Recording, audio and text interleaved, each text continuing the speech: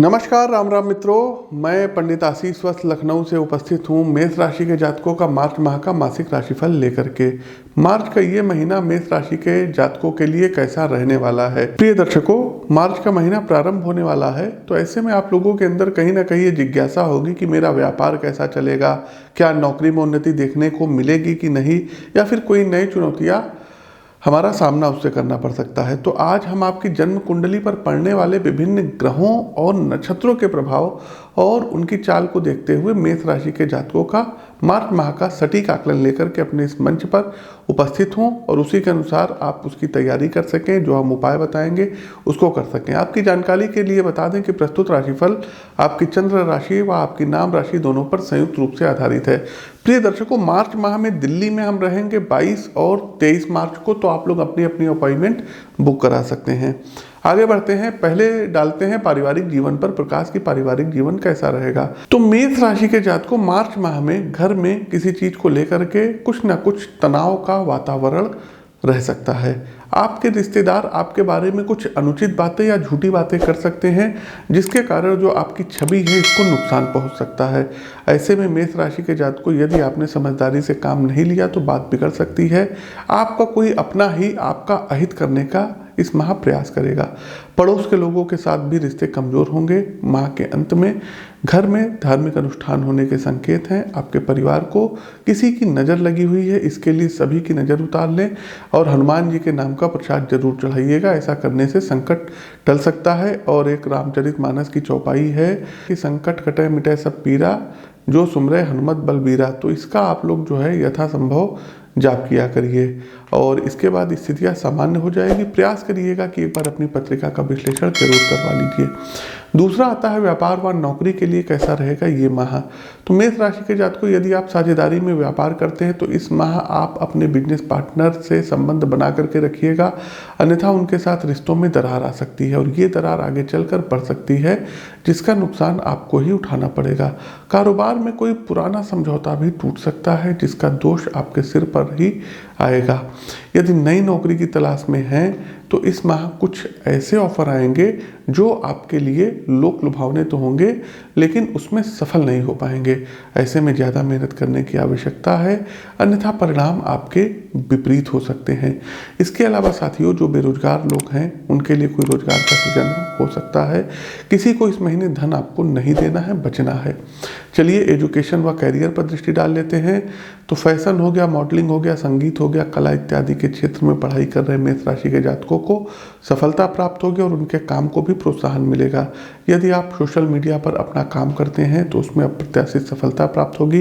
काम को लेकर के आप सीरियस रहिएगा और पढ़ाई में भी अच्छे स्कोर्स आएंगे। सरकारी एग्जाम की तैयारी कर रहे छात्र अपने लिए कुछ नया देखने का सोचेंगे, उनका पढ़ाई से मन उब सकता है।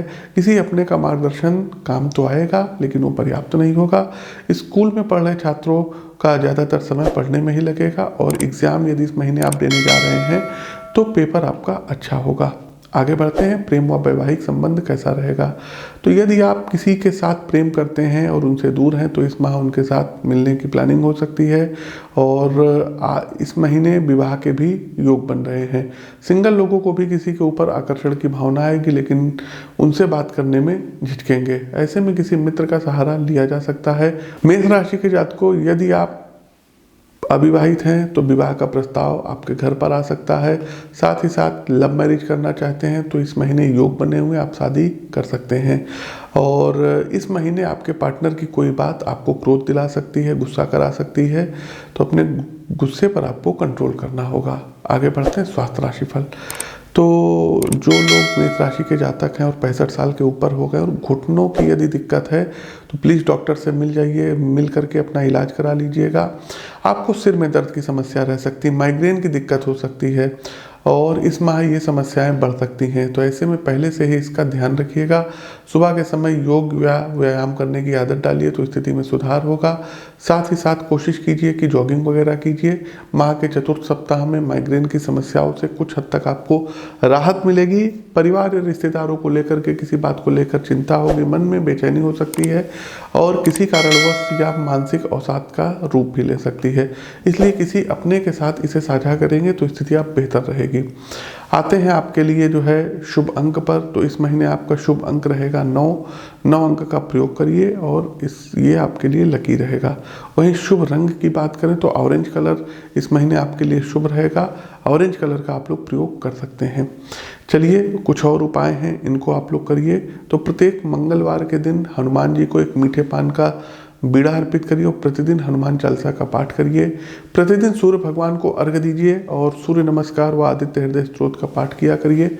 दोनों हथेलियों के दर्शन प्रातःकाल आपको करना होगा। क्राग्रे वस्ते लक्ष्मी, कर मध्य सरस्वती, कर मूले तो गोविंदा, प्रभाते कर दर्शनम। तो दोनों हथेलियों के दर्शन आपको करने चाहिए।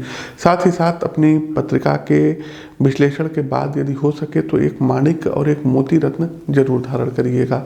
तो ये कुछ उपाय हैं जिनको आप कर सकते हैं और इस महीने को अपने अनुकूल बना सकते हैं। प्रस्तुत हमारा राशिफल कैसा लगा कमेंट बॉक्स के माध्यम से हमें अवगत अवश्य कराइए। नए हैं तो चैनल को सब्सक्राइब करिए और बेल आइकन दबाइए। दिनांक 22 व 23 मार्च को आप हमसे दिल्ली में मिल सकते हैं। अपनी वाणी को विराम देते हुए ज्योतिष के इस मंच से मैं पंडित आशीष वत्स आप सभी प्रबुद्ध साथियों से विदा लेता हूँ। नमस्कार, राम राम।